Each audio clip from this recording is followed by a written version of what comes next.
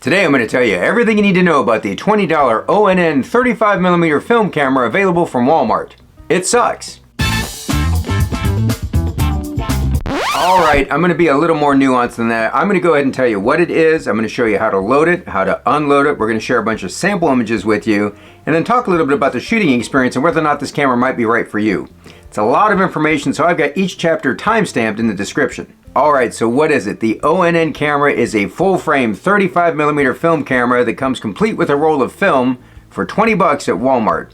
It's all plastic, it comes with a wrist strap and one AA battery to power the built-in flash. Here's the specs. It's got a 28mm f8 lens and a fixed shutter speed of 1/120th of a second.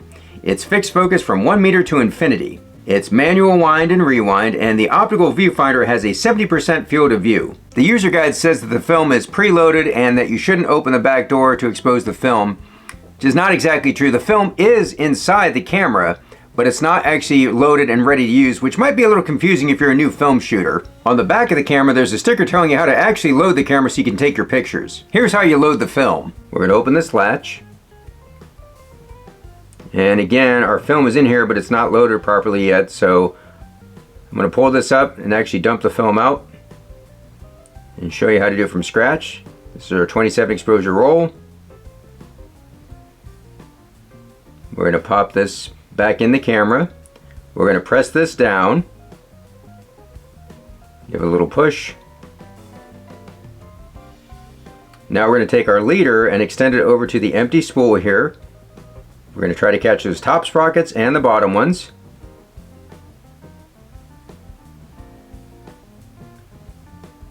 So we're going to push that in there, wind it a little bit. And you can see it's moving now on both sprockets. We're going to close it up. Watch this. If this turns, then we've loaded it properly. Snap off a shot. Advance it till it says number 1, and we should be good.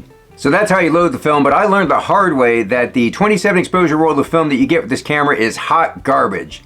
The images I got were barely images at all. Now I love a good grainy lo-fi image, but these shots were shockingly, appallingly bad. So if you get this camera or you already have it but you haven't shot with it yet, do yourself a favor.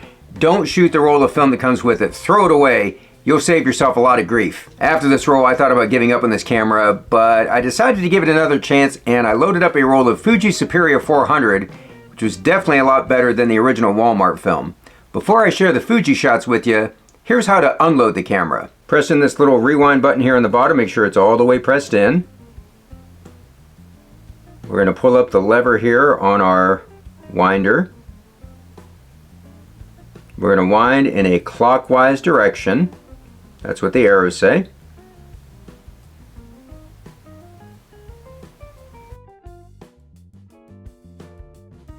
Now it's spinning very freely. So our film is all the way back in. We're going to open the latch again. We're going to pull up on the winder. And dump out our film, and now it is ready to be processed. Alright, now I'm going to show you some images from that roll of Fuji Superior 400. Stick around after the images and I'll share with you a little bit more about the shooting experience with the ONN.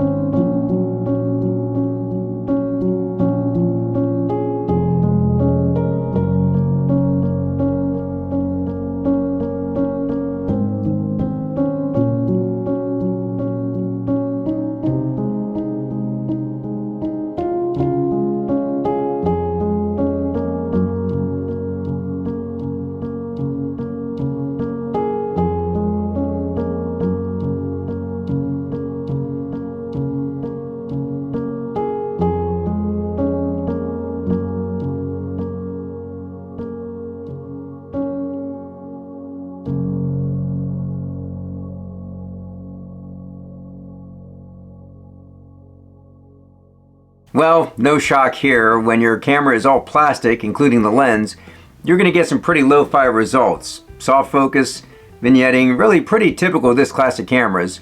Some of the shots were a little bit underexposed, but not terrible. One had a random light leak, but I kind of like that. But for the most part, I wasn't really surprised by the results, by the images. Now what did surprise me was the shooting experience. I really expected this camera to perform about the same in the field as all of its lo-fi competitors. The Kodak M35, the Ultra F9, the i60, the AG for reusable. I've shot all those with no problems, but I had a big problem with the ONN. You see, once I got to about shot 26 or 27, the winder really started to tighten up and it felt like it was going to break on me. I was really struggling to advance the film, and the weird thing was, the frame counter looked like it was starting to move backwards. It let me get up to about shot 30, then it wound backwards and the frame counter read 27. Now I was actually able to shoot 34 frames on this before it finally gave up. I've never had this problem before, not even with the Vivitar Ultra Wide and Slim. So is this camera right for you or anybody? Probably not. There's just too many other better choices out there at a pretty similar price point. But if you don't have a local camera store near you, or don't want to buy online, or don't want to shell out 35 bucks for the Heyday camera from Target, well then the Walmart $20 camera here might be an option. If you do decide to pick one of these up, my 3 bits of advice are: number 1, throw that Walmart film away. Number 2, use a shorter roll, like 24 exposures rather than 36. And number 3, don't use a lower speed film. I know that this is rated at f8 and 1/120th of a second, but I'm glad I used 400 speed film and not 100 or 200. This is not the absolute worst film camera I've ever used, but it is not OCG approved. To check out a point and shoot camera that is OCG approved, click on the video popping up now. If you want to see more videos like this one, make sure you subscribe to the channel, where now I've got over 300 videos all about film photography, with many more to come. Till next time, do some good, have some fun, and shoot some film.